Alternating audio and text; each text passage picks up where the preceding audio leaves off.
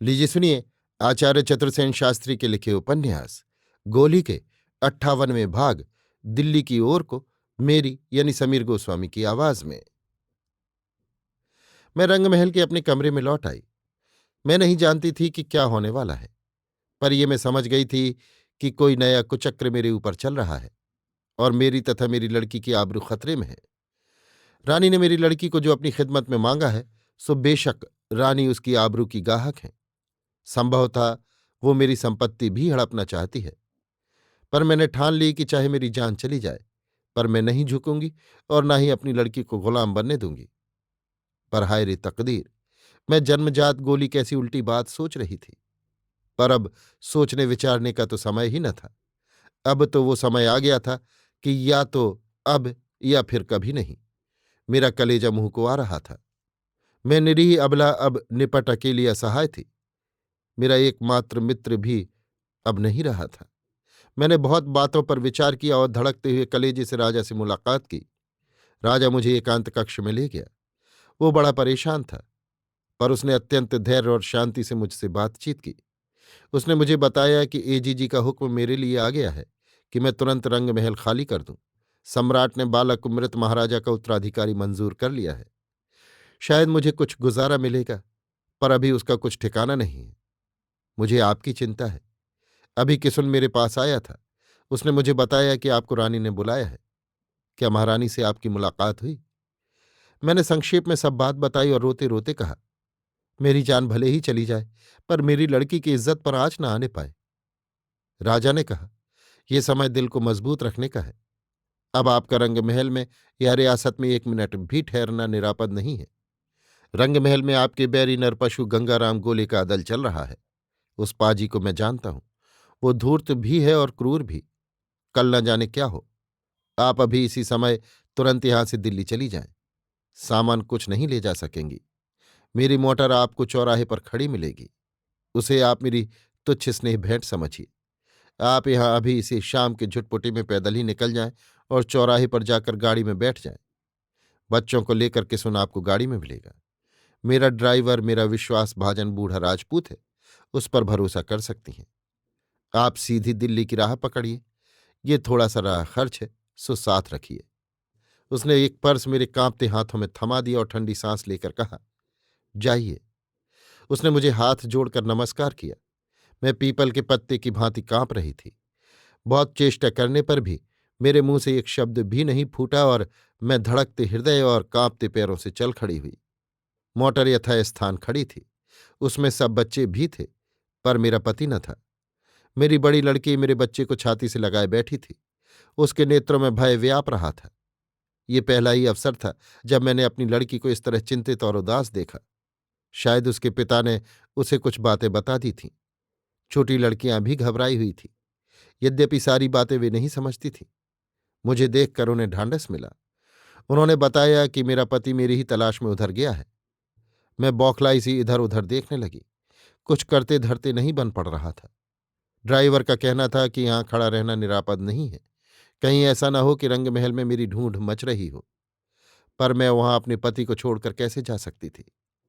मैंने पति की तलाश में जाने का इरादा किया तो ड्राइवर ने बाधा देकर कहा, आप मौत के मुंह में जा रही हैं। वो तुरंत चल देने के पक्ष में था और मेरे पति के लिए रुकना नहीं चाहता था। अभी मैं इस असमंजस में ही थी कि मैंने देखा 5-7 सिपाही मेरे पति को उसी की पगड़ी से बांध उसे पीटते हुए ही आ रहे हैं। देखकर मेरे मुंह से चीख निकलते निकलते रह गई। ड्राइवर ने मुझे खींचकर गाड़ी में ढकेल दिया और चिक डाल दी। वे लोग उसे मारते पीटते और धक्के देते ले गए। मैंने सुना वे कह रहे थे, बता कहाँ है तेरी लड़की और वो गोली, बता और जल्दी बता। वे उसे मार रहे थे, धकेल रहे थे, और मेरा धीर वीर पति अपना मुंह जैसे सिए हुए था। वो न हाय करता था न आह, न मारने का विरोध करता था न घसीटने का। वो चुपचाप सब कुछ सह रहा था। मैंने एक बार गाड़ी से उतरकर उसके पीछे जाने की चेष्टा की, पर ड्राइवर ने डांट कर कहा, बेवकूफ़ी मत करो, एक के पीछे सबकी मौत मत बुलाओ। उसने एक झटके के साथ गाड़ी स्टार्ट कर दी। मैं औंधे मुंह गाड़ी में गिर पड़ी और गाड़ी तीर की भांति सड़क राह चौराहे पार करती हुई दिल्ली की राह पर उड़ चली। मैं नहीं जानती थी कि मैं विक्षिप्त अवस्था में थी या बेहोश। पर जब मैं होश में आई तब बहुत देर तक नहीं समझ सकी कि कहाँ और किस अवस्था में हूं। बहुत देर बाद समझ में आया कि मैं मोटर में हूं और दिल्ली की राह पर भागी जा रही हूं। मैंने खिड़की से बाहर देखा, चौथ या पंचमी की क्षीण ज्योत्सना रूखे सूखे पहाड़ों टीलों पर पड़ रही थी और उनके बीच टेढ़ी मेढ़ी सड़क पर हमारी गाड़ी दौड़ी जा रही थी। मेरी लड़की ने पानी के गिलास मेरे मुंह से लगा दिया और मेरा सिर वो अपने घुटनों में दबाकर बैठ गई। अब मेरी ज्ञान भावना जाग गई थी और मेरे मानस नेत्रों के सम्मुख मेरे पति की उस पाग से बंधी हुई काया थी जो निर्दयी सिपाहियों से पीटी जा रही थी, निर्वाक मौन धुनी जा रही थी। हाय, मैं इस त्याग और तप के देवता को उन अधम पशुओं के बीच छोड़कर भागी चली जा रही थी, अपनी अधम देह लेकर। न जाने उस पर कैसी बीत रही होगी। जिस पुरुष के प्रेम और सेवा से इस अधम शरीर का रोम रोम बंधा पड़ा है, जिसके अपरिचित धैर्य और सहिष्णुता ने उसे जीवित रखा है और जिसने तिल तिल अपनी आहुति देकर मुझे अपने मूक मौन प्यार से संपन्न किया, उसे मैं कैसे आज अपनी आंखों विपन्न अवस्था में देखकर भी यहां से भाग आई, अपने प्राणों को लेकर। इन प्राणों का अब क्या होगा भला? किसकी भलाई में इनका सदुपयोग होगा? मेरा मन मचल पड़ा। मैं आहत पशु की भांति चीख उठी, रोको रोको, पीछे लौटो। मैं उनके बिना नहीं जाऊंगी, मैं मर मिटूंगी, जान दे दूंगी, वापस चलो, लौट चलो। पर बूढ़ा राजपूत दृढ़तापूर्वक स्टीयरिंग का चक्का पकड़े बैठा था। हवा में उसकी सफेद दाढ़ी फहरा रही थी। उसकी बड़ी सफेद पाग शरदाभ्र की भांति उस क्षीण चांदनी की मंद ज्योत्सना में अपूर्व शोभा धारण कर रही थी। उसने पीछे मुंह फेर कर संकेत से ही मेरी पुत्री से कहा, सावधान रहना, पकड़े रहना इन्हें, चोट न मार ले। और एक बार मैं फिर मूर्छित हो गई, या कहिए सो गई। बहुत देर तक मैं सोती रही और जब मैं जागी तब पौ फट रही थी। पूर्व में आकाश पर सफेदी फैल रही थी। चारों तरफ समतल मैदानों में हरे भरे खेत लहलहा रहे थे। बूढ़ा कर्मठ राजपूत उसी भांति अपनी जगह पर डटा बैठा था। गाड़ी उड़ी चली जा रही थी। उसकी सफेद दाढ़ी उसी भांति हवा में फहरा रही थी। मैं फटी फटी आंखों से अपने जीवन में उस अद्भुत नवीन दिवस के आगमन को देख रही थी। विरोध भावना मेरी जैसे सो गई थी। चैतन्य का देवता जैसे मर गया था।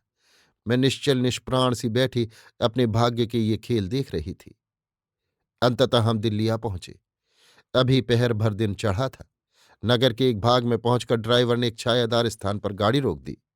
उसने कुएं से पानी खींचा, बच्चों को जगाकर उनका हाथ मुंह धुलाया। नित्य कर्म से बच्चे निवृत्त हुए। फिर उसने अपनी झोली में से कुछ सूखी मेवा निकालकर बच्चों को दी। इसके बाद उसने मेरे निकट आकर कहा, माँ जी, आप घबराइए नहीं। इन बच्चों की रक्षा का ध्यान आपको सबसे पहले करना चाहिए। बड़ी बात समझिए कि आप इन्हें लेकर निकल आईं। अब सब ठीक हो जाएगा। मैंने कहा, ठाकरा, मैं कैसे धीरज धरूं? उन्हें मैंने किस हालत में देखा था। मैं कितनी निर्दयी हूं कि उन्हें उस हालत में छोड़ आई। तुम ही कहो, ये कहाँ तक ठीक हुआ? उसने कहा, ठीक हुआ, आपकी लड़की की आबरू बच गई। उसने भेद भरी दृष्टि से मेरी ओर देखा, फिर धीरे से कहा, किशन सिंह को मैं ले आऊंगा। आप अभी इन बालकों को ठिया ठिकाने लगाइए। अन्नदाता ने मुझे हुक्म दिया है कि आपकी सेवा में मैं यहीं रहूं, सो मेरे रहते कोई चिंता न करें। उसकी बातों से मुझे ढांढस हुआ। अभी सलाह होने लगी कि कहाँ चलना चाहिए। भलाई इसी में थी कि हमें यथासंभव गुप्तवास ही करना चाहिए और अपने दिल्ली में आने तथा रहने का किसी को पता भी न लगने देना चाहिए। दिल्ली में मेरे वकील का घर था। वही मेरी संपत्ति की देखभाल करता था तथा मेरा कानूनी सलाहकार था। हमने सब आगा पीछा सोचकर उसी के पास चलने की ठानी। ईश्वर का किस मुंह से धन्यवाद करूं कि उसने इस विपत्ति में केसरी सिंह जैसा सच्चा हितैषी सहायक मुझे दे दिया। वो केवल ड्राइवर ही न था, नए राजा का दूर का संबंधी, अच्छे खानदान का राजपूत था। राजा को बचपन में उसी ने खिलाया था। राजा ने मेरे ऊपर और भी जितने छोटे बड़े एहसान किए थे, उन सबसे बड़ा एहसान ये था कि उसने इस सच्चे बुजुर्ग राजपूत को मुझे दे दिया था। उसी ने इस विपत्ति काल में भंवर से मेरी नैया निकाली, मेरी इज्जत और मेरे जीवन की रक्षा की। मेरा वकील भी एक सज्जन पुरुष था। उसी की सहायता से एक मोहल्ले में एक छोटा सा घर मिल गया और हम उसमें जाकर ठहर गए। अभी आप सुन रहे थे आचार्य चतुर्सेन शास्त्री के लिखे उपन्यास गोली के 58वें भाग दिल्ली की ओर को, मेरी यानी समीर गोस्वामी की आवाज में।